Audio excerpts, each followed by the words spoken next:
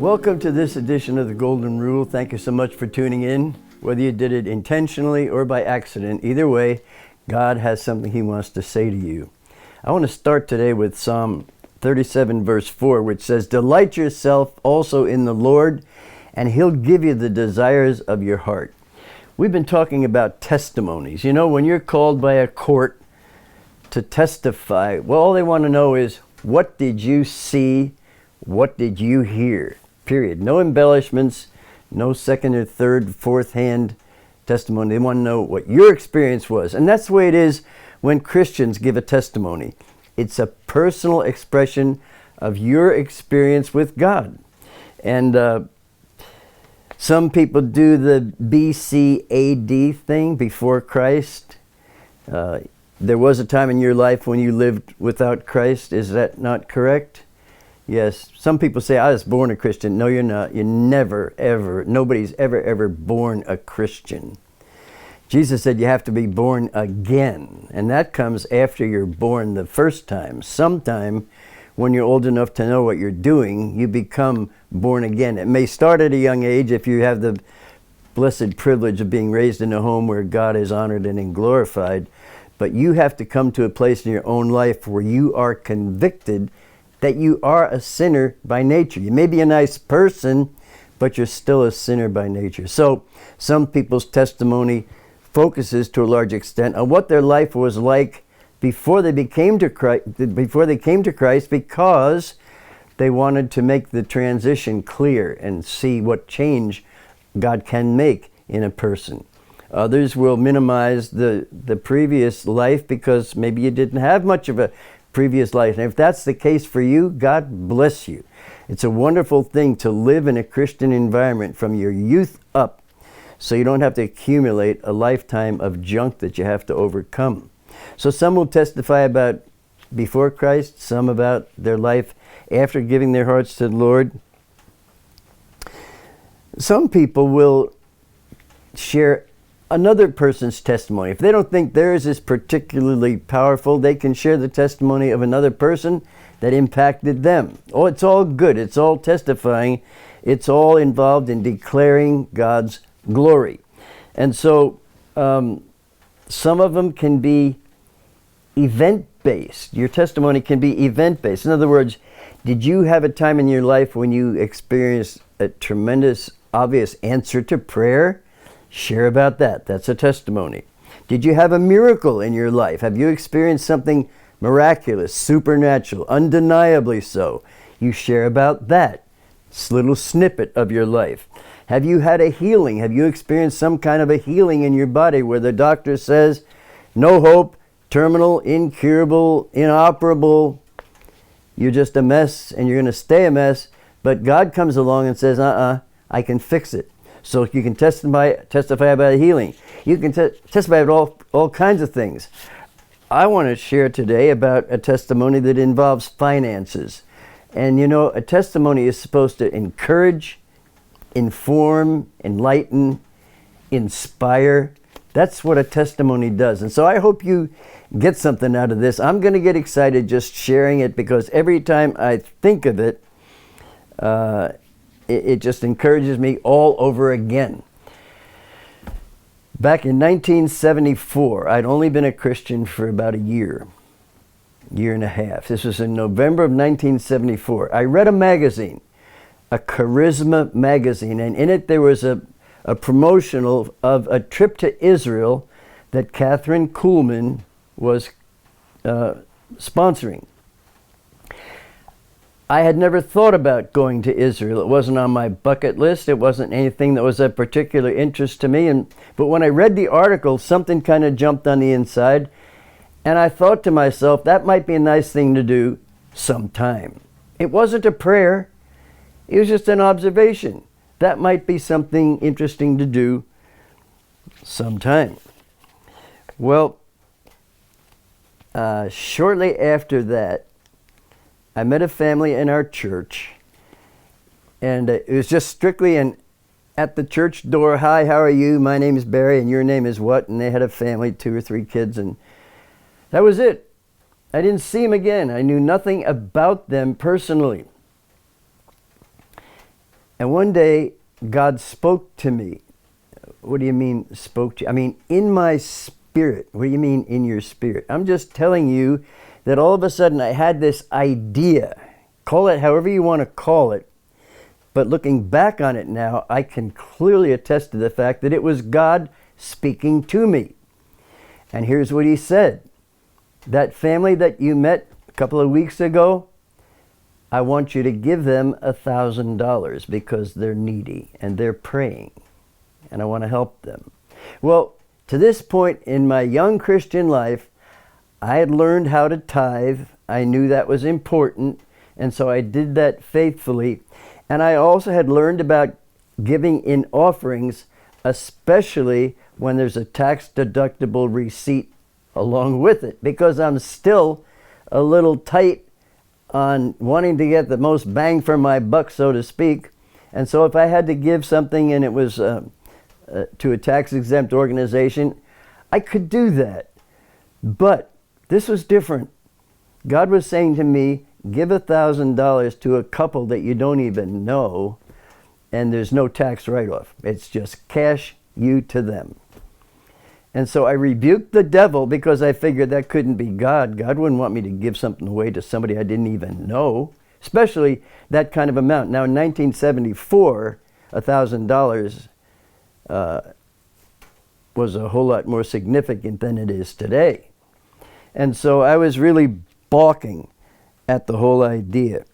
But this falls into the category of an alms. Let not your left hand know what your right hand is doing. So anyway, that was on somewhere in the middle of November there. And then the following Monday, after God spoke to me, I was at a full gospel businessmen's meeting. And this is just a gathering of monthly gathering of businessmen in the local community. This was in St. Petersburg, Florida. And it was just an interesting thing. I'd been to a few and I thought it was nice, and so I kept going. And that night I experienced for the first time in my life what is called tongues and interpretation. And this is, those are 2 of the 9 spiritual gifts listed in 1 Corinthians chapter 12. But I'd never seen them operate like this before, and so the meeting started out with just some, food we ate, and then there was some worship, there was some singing of some songs, and then right after the singing, a man spoke out loud. Kind of you would say it's interrupting the service. It wasn't. There was a silence. There was a quiet time.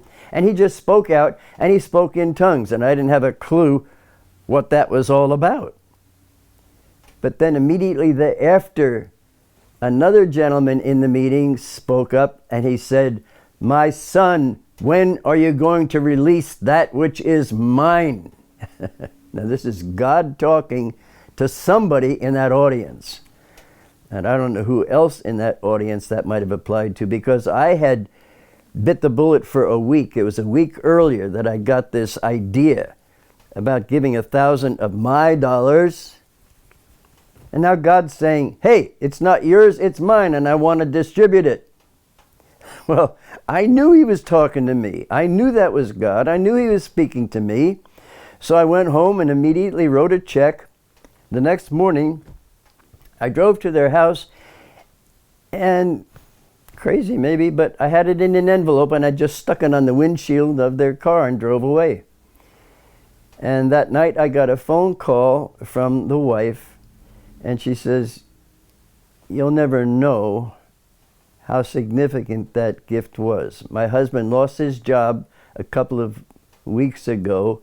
We were 2 months behind on our rent. The power company was threatening to shut the power off, the water company, the phone company. Everybody was going to disconnect us." And she said, "I told my landlady that I would have the money by Thanksgiving." And this was the Tuesday before Thanksgiving. And so, and then she said, "I've always been able to believe God for everything except money. And when I feel the pressure on financially, I start to get stressed. And when I get stressed, I start to feel, under this particular thing, this was very stressful to me. We were 2 months behind, and I was feeling it so much so that I felt like I might be about to have a recurrence of a heart attack or a stroke that I'd had 5 years earlier. She was feeling similar symptoms. I said, when do you start feeling those symptoms? She says, oh, it was about a week ago. It was a week earlier that God spoke to me to give them the money. And if I had given the money when I was told to do it, instead of dragging my feet for a week, she would have been relieved of all that unnecessary anxiety. I say unnecessary because it didn't have to happen if I'd have been obedient. But I wasn't. I dragged my feet. So anyway, that was that. Now,